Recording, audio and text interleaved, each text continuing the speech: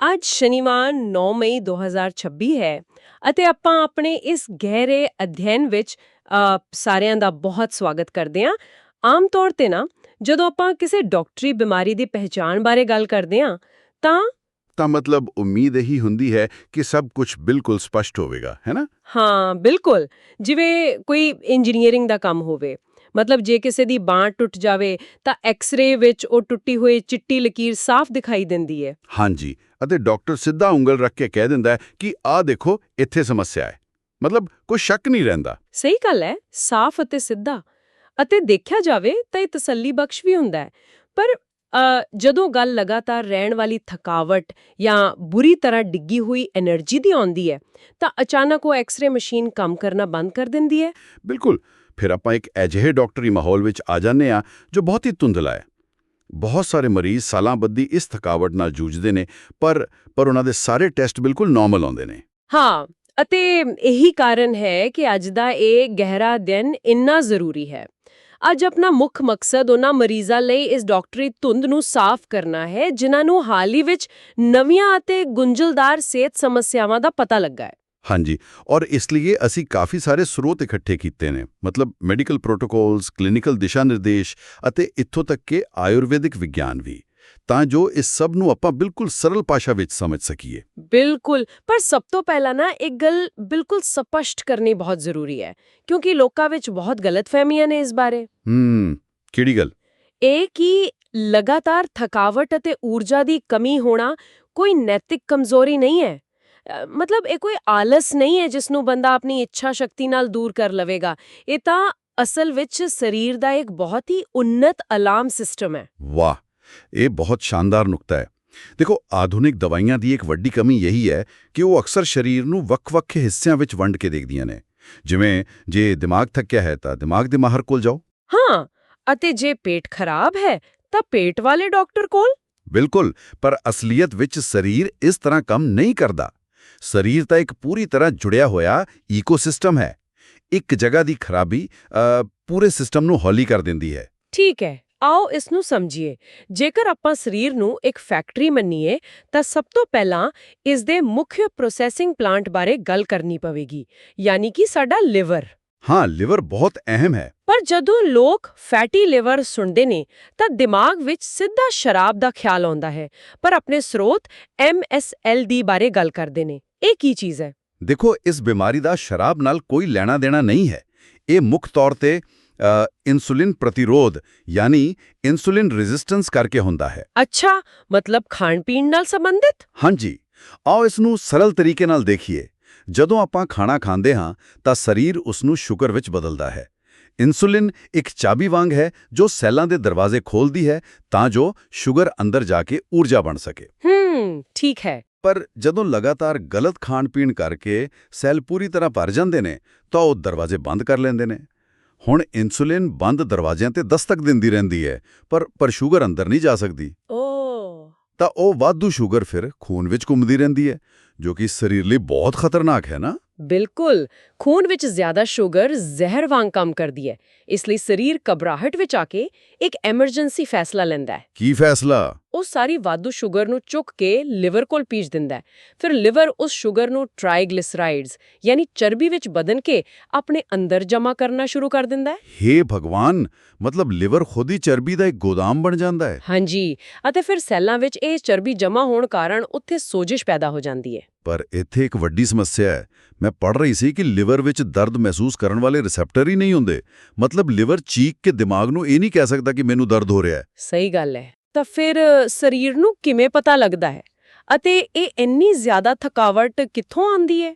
ਇੱਥੇ ਹੈਰਾਨੀਜਨਕ ਗੱਲ ਇਹ ਹੈ ਕਿ ਜਦੋਂ ਲਿਵਰ ਸੋਜਸ਼ ਨਾਲ ਸੰਘਰਸ਼ ਕਰ ਰਿਹਾ ਹੁੰਦਾ ਹੈ ਤਾਂ ਦਿਮਾਗ ਇੱਕ ਹੋਰ ਰਸਤਾ ਅਪਣਾਉਂਦਾ ਹੈ। ਦਿਮਾਗ ਸੈਂਟਰਲ ਫਟੀਗ ਯਾਨੀ ਕੇਂਦਰੀ ਥਕਾਵਟ ਸ਼ੁਰੂ ਕਰ ਦਿੰਦਾ ਹੈ। ਅੱਛਾ, ਉਹ ਕਿਵੇਂ? ਸਾਡੇ ਦਿਮਾਗ ਵਿੱਚ ਡੋਪਾਮਾਈਨ ਨਾਂ ਦਾ ਇੱਕ ਕੈਮੀਕਲ ਹੁੰਦਾ ਹੈ ਜੋ ਸਾਨੂੰ ਕੰਮ ਕਰਨ ਦੀ ਪ੍ਰੇਰਣਾ ਦਿੰਦਾ ਹੈ। ਦਿਮਾਗ ਜਾਣਬੁੱਝ ਕੇ ਇਸ ਡੋਪਾਮਾਈਨ ਨੂੰ ਬਿਲਕੁਲ ਹੇਠਾਂ ਸੁੱਟ ਦਿੰਦਾ ਹੈ। ਮਤਲਬ ਦਿਮਾਗ ਅਸਲ ਵਿੱਚ ਇਨਸਾਨ ਦੇ ਕੰਮ ਕਰਨ ਦੀ ਇੱਛਾ ਹੀ ਖਤਮ ਕਰ ਦਿੰਦਾ ਹੈ। ਉਹ ਬੰਦੇ ਨੂੰ ਮੰਜੇ ਤੇ ਪੈਣ ਲਈ ਮਜਬੂਰ ਕਰ ਰਿਹਾ ਹੈ। ਬਿਲਕੁਲ ਜੀ, ਇਹ ਕੋਈ ਖਰਾਬੀ ਨਹੀਂ ਹੈ। ਇਹ ਬਚਾਅ ਦਾ ਇੱਕ ਤਰੀਕਾ ਹੈ। ਦਿਮਾਗ ਕਹਿ ਰਿਹਾ ਹੈ ਕਿ ਬਹੁਤ ਹੋ ਗਿਆ ਕੰਮ, ਹੁਣ ਸਾਰੀ ਊਰਜਾ ਸਿਰਫ ਲਿਵਰ ਨੂੰ ਠੀਕ ਕਰਨ ਲਈ ਵਰਤੋ। ਵਾਹ, ਇਹ ਤਾਂ ਮੈਨੂੰ ਬਿਲਕੁਲ ਕਿਸੇ ਸਮਾਰਟਫੋਨ ਦੀ ਥਰਮਲ ਥ੍ਰੋਟਲਿੰਗ ਵਰਗਾ ਲੱਗ ਰਿਹਾ ਹੈ। ਉਹ ਕੀ ਹੁੰਦਾ ਹੈ? ਮਤਲਬ ਜਿਵੇਂ ਜਦੋਂ ਆਪਾਂ ਫੋਨ ਤੇ ਕੋਈ ਬਹੁਤ ਭਾਰੀ ਗੇਮ ਖੇਡਦੇ ਆ ਨਾ, ਤਾਂ ਫੋਨ ਗਰਮ ਹੋ ਜਾਂਦਾ ਹੈ। ਤਾਂ ਫੋਨ ਦਾ ਪ੍ਰੋਸੈਸਰ ਖੁਦ ਨੂੰ ਸੜਨ ਤੋਂ ਬਚਾਉਣ ਲਈ ਸਿਸਟਮ ਨੂੰ ਆਪਣੇ ਆਪ ਧੀਮਾ ਕਰ ਦਿੰਦਾ ਹੈ। ਹਾਂ, ਸਕਰੀਨ ਦੀ ਰੋਸ਼ਨੀ ਘਟ ਜਾਂਦੀ ਹੈ। ਹਾਂ, ਬਿਲਕੁਲ ਸਹੀ ਉਦਾਹਰਣ ਹੈ। ਸਾਡਾ ਦਿਮਾਗ ਵੀ ਲਿਵਰ ਨੂੰ ਬਚਾਉਣ ਲਈ ਸਰੀਰ ਨੂੰ ਐਵੇਂ ਹੀ ਧੀਮਾ ਕਰਦਾ ਹੈ। ਪਰ ਮੇਰੇ ਮਨ ਵਿੱਚ ਇੱਕ ਸਵਾਲ ਹੈ, ਹਾਂ, ਜੇ ਸਿਰਫ ਲਿਵਰ ਨੂੰ ਆਰਾਮ ਦੇਣ ਦੀ ਗੱਲ ਹੈ, ਤਾਂ ਮਰੀਜ਼ਾਂ ਦੀਆਂ ਮਾਸਪੇਸ਼ੀਆਂ ਇੰਨੀਆਂ ਭਾਰੀ ਕਿਉਂ ਮਹਿਸੂਸ ਹੁੰਦੀਆਂ ਨੇ, ਜਿਵੇਂ ਲੱਤਾਂ ਵਿੱਚ ਸਿੱਕਾ ਭਰਿਆ ਹੋਵੇ? ਇਹ ਇੱਕ ਬਹੁਤ ਹੀ ਮਹੱਤਵਪੂਰਨ ਸਵਾਲ ਹੈ। ਦੇਖੋ, ਜਦੋਂ ਲਿਵਰ ਚਰਬੀ ਨਾਲ ਭਰ ਜਾਂਦਾ ਹੈ ਤਾਂ ਉਹ ਖੂਨ ਵਿੱਚੋਂ ਚਰਬੀ ਨੂੰ ਸਾਫ਼ ਕਰਨਾ ਛੱਡ ਦਿੰਦਾ ਹੈ। ਇਸ ਨਾਲ ਖੂਨ ਵਿੱਚ ਖਰਾਬ ਕੋਲੇਸਟ੍ਰੋਲ ਵੱਧ ਜਾਂਦਾ ਹੈ। LDL cholesterol. ਹਾਂਜੀ, ਹੁਣ ਇਹ ਕੋਲੇਸਟ੍ਰੋਲ ਖੂਨ ਦੀਆਂ ਨਾੜੀਆਂ ਵਿੱਚ ਜਮ੍ਹਾਂ ਹੋਣਾ ਸ਼ੁਰੂ ਹੋ ਜਾਂਦਾ ਹੈ, ਜਿਵੇਂ ਪੁਰਾਣੀ ਪਾਈਪ ਵਿੱਚ ਜੰਗਾਲ ਲੱਗ ਗਿਆ ਹੋਵੇ। ਇਸ ਨਾਲ ਨਾੜੀਆਂ ਤੰਗ ਹੋ ਜਾਂਦੀਆਂ ਨੇ। ਤਾਂ ਜਦੋਂ ਨਾੜੀਆਂ ਤੰਗ ਹੋਣਗੀਆਂ, ਮਾਸਪੇਸ਼ੀਆਂ ਤੱਕ ਖੂਨ ਘਟ ਜਾਵੇਗਾ? ਬਿਲਕੁਲ, ਖੂਨ ਘੱਟ ਮਤਲਬ ਆਕਸੀਜਨ ਘੱਟ, ਅਤੇ ਬਿਨਾਂ ਆਕਸੀਜਨ ਤੋਂ ਮਾਸਪੇਸ਼ੀਆਂ ਬਹੁਤ ਭਾਰੀ ਅਤੇ ਥੱਕੀਆਂ ਮਹਿਸੂਸ ਹੁੰਦੀਆਂ ਨੇ। ਕਮਾਲ ਹੈ। ਮਤਲਬ ਆਪਣਾ ਇੰਜਨ ਖਰਾਬ ਹੋ ਰਿਹਾ ਹੈ ਅਤੇ ਆਕਸੀਜਨ ਵਾਲੀਆਂ ਪਾਈਪਾਂ ਜਾਮ ਹੋ ਰਹੀਆਂ ਨੇ। ਹੁਣ ਜੇ ਦਿਮਾਗ ਮੈਟਾਬੋਲਿਜ਼ਮ ਨੂੰ ਧੀਮਾ ਕਰਨ ਦਾ ਸੰਦੇਸ਼ ਭੇਜਦਾ ਹੈ, ਤਾਂ ਉਹ ਕਿਵੇਂ ਭੇਜਦਾ ਹੈ? ਉਹ ਥਾਇਰੋਇਡ ਗਲੈਂਡ ਰਾਹੀਂ ਹੁੰਦਾ ਹੈ। ਹਾਂ, ਇੱਥੇ ਗੱਲ ਬਹੁਤ ਹੀ ਦਿਲਚਸਪ ਹੋ ਜਾਂਦੀ ਹੈ। ਮੈਂ ਪੜ੍ਹਿਆ ਸੀ ਕਿ ਜੇ ਲਿਵਰ ਇੰਜਨ ਹੈ ਤਾਂ ਥਾਇਰੋਇਡ ਸਗਾ ਥਰਮੋਸਟੈਟ ਹੈ, ਪਰ ਇਸ ਦੀ ਜਾਂਚ ਕਰਨ ਦੇ ਤਰੀਕੇ ਵਿੱਚ ਤਾਂ ਬਹੁਤ ਵੱਡੀ ਕਮੀ ਹੈ। ਹਾਂਜੀ, ਇਹ ਟੈਸਟਿੰਗ ਪੈਰਾਮੀਟਰਾਂ ਯਾਨੀ ਮਾਪਦੰਡਾਂ ਦੀ ਅਸਲੀਅਤ ਨੂੰ ਸਮਝਣਾ ਬਹੁਤ ਜ਼ਰੂਰੀ ਹੈ। ਜਦੋਂ ਮਰੀਜ਼ ਡਾਕਟਰ ਕੋਲ ਜਾਂਦਾ ਹੈ ਤਾਂ TSH ਟੈਸਟ ਹੁੰਦਾ ਹੈ। ਠੀਕ ਹੈ। ਲੈਬ ਦੀਆਂ ਰਿਪੋਰਟਾਂ ਵਿੱਚ ਆਮ ਪੱਧਰ 0.45 ਤੋਂ 4.5 ਤੱਕ ਲਿਖਿਆ ਹੁੰਦਾ ਹੈ, ਪਰ ਸਾਡੇ ਕਲੀਨਿਕਲ ਦਿਸ਼ਾ ਨਿਰਦੇਸ਼ ਦੱਸਦੇ ਨੇ ਕਿ ਸਰੀਰ ਲਈ ਸਭ ਤੋਂ ਸਹੀ ਪੱਧਰ 1.0 ਤੋਂ 2.5 ਦੇ ਵਿਚਕਾਰ ਹੈ। ਮਤਲਬ ਜੇ ਕਿਸੇ ਦਾ TSH 4.0 ਹੈ ਤੇ ਡਾਕਟਰ ਕਹੇਗਾ ਕਿ ਸਭ ਨਾਰਮਲ ਹੈ, ਪਰ ਅਸਲ ਵਿੱਚ ਸਰੀਰ ਅੰਦਰੋਂ ਸੰਘਰਸ਼ ਕਰਿਆ ਹੁੰਦਾ ਹੈ। ਬਿਲਕੁਲ, ਉਸ ਦਾ ਥਰਮੋਸਟੈਟ ਖਰਾਬ ਹੈ। ਅਤੇ ਗੱਲ ਸਿਰਫ TSH ਦੀ ਨਹੀਂ ਹੈ। ਸਰੀਰ ਥਾਇਰੋਇਡ ਦੇ ਦੋ ਮੁੱਖ ਹਾਰਮੋਨ ਬਣਾਉਂਦਾ ਹੈ, T4 ਅਤੇ T3। ਹਾਂ, T4 ਤਾਂ ਸਿਰਫ ਸਟੋਰੇਜ ਹਾਰਮੋਨ ਹੈ ਨਾ, ਜਿਵੇਂ ਕੱਚਾ ਮਾਲ। ਸਹੀ ਕਿਹਾ। ਊਰਜਾ ਲਈ ਇਸ ਨੂੰ T3 ਵਿੱਚ ਬਦਲਣਾ ਪੈਂਦਾ ਹੈ, ਜੋ ਕਿ ਐਕਟਿਵ ਹਾਰਮੋਨ ਹੈ। ਪਰ ਇੱਥੇ ਇੱਕ ਗੁੰਝਲਦਾਰ ਪ੍ਰਕਿਰਿਆ ਹੁੰਦੀ ਹੈ, ਰਿਵਰਸ T3। ਇਹ ਕੀ ਚੀਜ਼ ਹੈ? ਦੇਖੋ, ਜਦੋਂ ਇਨਸਾਨ ਲੰਬੇ ਸਮੇਂ ਤੋਂ ਤਣਾਅ ਵਿੱਚ ਹੁੰਦਾ ਹੈ ਤਾਂ ਸਰੀਰ ਬਚਾਅ ਦੇ ਮੋਡ ਵਿੱਚ ਚਲਾ ਜਾਂਦਾ ਹੈ। ਉਹ ਊਰਜਾ ਬਚਾਉਣ ਲਈ ਕੱਚੇ ਮਾਲ ਨੂੰ ਐਕਟਿਵ T3 ਦੀ ਬਜਾਏ ਜਾਣਬੁੱਝ ਕੇ ਰਿਵਰਸ T3 ਵਿੱਚ ਬਦਲ ਦਿੰਦਾ ਹੈ। ਵਾਹ, ਇਹ ਤਾਂ ਬਿਲਕੁਲ ਇੱਕ ਨਕਲੀ ਚਾਬੀ ਵਰਗਾ ਹੈ। ਮਤਲਬ ਸੈੱਲ ਦੇ ਉੱਪਰ ਇੱਕ ਤਾਲਾ ਲੱਗਿਆ ਹੈ, ਅਸਲੀ T3 ਉਸ ਨੂੰ ਖੋਲਦਾ ਹੈ, ਪਰ ਇਹ ਰਿਵਰਸ T3 ਇੱਕ ਨਕਲੀ ਚਾਬੀ ਹੈ ਜੋ ਤਾਲੇ ਵਿੱਚ ਫਸ ਤਾਂ ਜਾਂਦੀ ਹੈ, ਪਰ ਤਾਲਾ ਘੁੰਮਦਾ ਨਹੀਂ। ਹਾਂਜੀ, ਬਹੁਤ ਵਧੀਆ ਉਦਾਹਰਨ ਦਿੱਤੀ ਤੁਸੀਂ। ਉਹ ਊਰਜਾ ਪੈਦਾ ਨਹੀਂ ਕਰਦੀ, ਬਸ ਰਸਤਾ ਰੋਕ ਲੈਂਦੀ ਹੈ। ਪਰ ਇੱਥੇ ਮੇਰੀ ਇੱਕ ਦਲੀਲ ਹੈ। ਜੇ ਮੈਡੀਕਲ ਸਾਇੰਸ ਇੰਨੀ ਤਰੱਕੀ ਕਰ ਚੁੱਕੀ ਹੈ ਅਤੇ ਲੈਬ ਟੈਸਟ ਨਾਰਮਲ ਆ ਰਹੇ ਨੇ, ਪਰ ਮਰੀਜ਼ ਫਿਰ ਵੀ ਬਿਮਾਰ ਹੈ, ਤਾਂ ਡਾਕਟਰ ਕਿਉਂ ਕਹਿੰਦੇ ਨੇ ਕਿ ਸਭ ਠੀਕ ਹੈ? ਮਰੀਜ਼ ਤਾਂ ਪਾਗਲ ਹੋ ਜਾਵੇਗਾ ਇਹ ਸੁਣ ਕੇ। ਇਹ ਨਾ ਆਧੁਨਿਕ ਮੈਡੀਕਲ ਸਿਸਟਮ ਦੀ ਬਹੁਤ ਕੌੜੀ ਸੱਚਾਈ ਹੈ। ਲੈਬ ਦੇ ਜਿਹੜੇ ਆਮ ਮਾਪਦੰਡ ਨੇ, ਉਹ ਅਸਲ ਵਿੱਚ ਸਿਹਤਮੰਦ ਲੋਕਾਂ ਦੇ ਨਹੀਂ ਹੁੰਦੇ। ਉਹ ਉਹਨਾਂ ਲੋਕਾਂ ਦੇ ਖੂਨ ਤੋਂ ਬਣਦੇ ਨੇ ਜੋ ਪਹਿਲਾਂ ਹੀ ਟੈਸਟ ਕਰਵਾਉਣ ਆਏ ਨੇ। ਅੱਛਾ। ਮਤਲਬ ਜੋ ਪਹਿਲਾਂ ਹੀ ਬਿਮਾਰ ਜਾਂ ਥੱਕੇ ਹੋਏ ਨੇ। ਬਿਲਕੁਲ। ਤਾਂ ਲੈਬ ਦਾ ਨਾਰਮਲ ਪੱਧਰ ਅਸਲ ਵਿੱਚ ਔਸਤਨ ਬਿਮਾਰ ਲੋਕਾਂ ਦਾ ਪੱਧਰ ਹੈ। ਜਿਵੇਂ ਫੈਰਟਿਨ ਦੀ ਹੀ ਉਦਾਹਰਣ ਲੈ ਲਓ। ਹਾਂ, ਫੈਰਟਿਨ ਬਾਰੇ ਪੜ੍ਹ ਕੇ ਤਾਂ ਮੈਂ ਬਹੁਤ ਹੈਰਾਨ ਹੋਈ ਸੀ। ਲੈਬ ਰਿਪੋਰਟ ਕਹਿੰਦੀ ਹੈ ਕਿ ਜੇ ਫੈਰਟਿਨ 15 ਹੈ ਤਾਂ ਉਹ ਆਮ ਹੈ, ਪਰ ਕਲੀਨਿਕਲ ਅਸਲੀਅਤ ਇਹ ਹੈ ਕਿ 15 ਤੇ ਤਾਂ ਵਾਲ ਛੜਨਾ ਸ਼ੁਰੂ ਹੋ ਜਾਂਦੇ ਨੇ ਅਤੇ ਭਾਰੀ ਥਕਾਵਟ ਰਹਿੰਦੀ ਹੈ। ਸਹੀ ਗੱਲ ਹੈ। ਅਸਲ ਵਿੱਚ ਸਹੀ ਊਰਜਾ ਲਈ ਇਹ ਪੱਧਰ 50 ਤੋਂ 70 ਦੇ ਵਿਚਕਾਰ ਹੋਣਾ ਚਾਹੀਦਾ ਹੈ। ਹਾਂ, ਤਾਂ ਸਿਰਫ ਰਿਪੋਰਟਾਂ ਦੇ ਭਰੋਸਾ ਨਹੀਂ ਕੀਤਾ ਜਾ ਸਕਦਾ। ਹੁਣ ਜੇ ਆਪਾਂ ਫੈਕਟਰੀ ਵਾਲੀ ਗੱਲ ਤੇ ਵਾਪਸ ਜਾਈਏ, ਤਾਂ ਇੰਜਨ ਅਤੇ ਥਰਮੋਸਟੈਟ ਉਦੋਂ ਤੱਕ ਕੰਮ ਨਹੀਂ ਕਰਨਗੇ ਜਦੋਂ ਤੱਕ ਸਹੀ ਈਂਧਨ ਨਾ ਮਿਲੇ। ਮਤਲਬ ਪੋਸ਼ਣ ਅਤੇ ਵਿਟਾਮਿਨ? ਹਾਂ, ਖਾਸ ਕਰਕੇ ਵਿਟਾਮਿਨ B12, B12। ਇਹ ਸਿਰਫ ਤਾਕਤ ਦੀ ਗੋਲੀ ਨਹੀਂ ਹੈ, ਇਹ ਤਾਂ ਨਾੜੀਆਂ ਲਈ ਇੱਕ ਇਨਸੂਲੇਸ਼ਨ ਦਾ ਕੰਮ ਕਰਦਾ ਹੈ। ਜਿਵੇਂ ਬਿਜਲੀ ਦੀ ਤਾਰ ਉੱਪਰ ਪਲਾਸਟਿਕ ਦੀ ਕਵਰਿੰਗ ਹੁੰਦੀ ਹੈ ਨਾ। ਬਿਲਕੁਲ ਸਹੀ।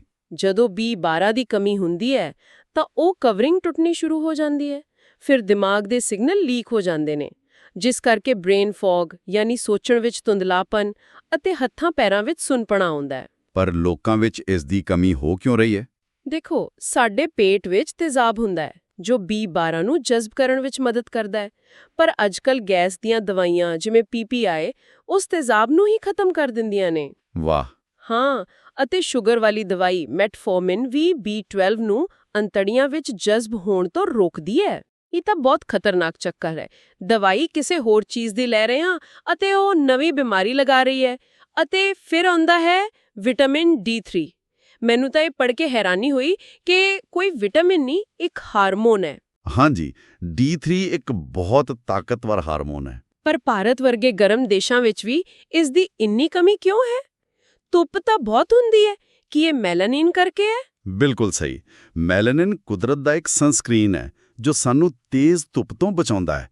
ਪਰ ਅੱਜਕੱਲ ਆਪਾਂ ਜ਼ਿਆਦਾਤਰ ਅੰਦਰ ਹੀ ਰਹਿੰਦੇ ਹਾਂ ਅਤੇ ਜਦੋਂ ਬਾਹਰ ਜਾਂਦੇ ਵੀ ਹਾਂ ਤਾਂ ਮੈਲੇਨਿਨ ਉਸ ਥੋੜੀ ਜਿਹੀ ਧੁੱਪ ਨੂੰ ਵੀ ਰੋਕ ਦਿੰਦਾ ਹੈ। ਅੱਛਾ, ਅਤੇ ਜਦੋਂ D3 ਘੱਟ ਹੁੰਦਾ ਹੈ ਤਾਂ ਹੱਡੀਆਂ ਵਿੱਚ ਸੋਜਿਸ਼ ਆ ਜਾਂਦੀ ਹੈ।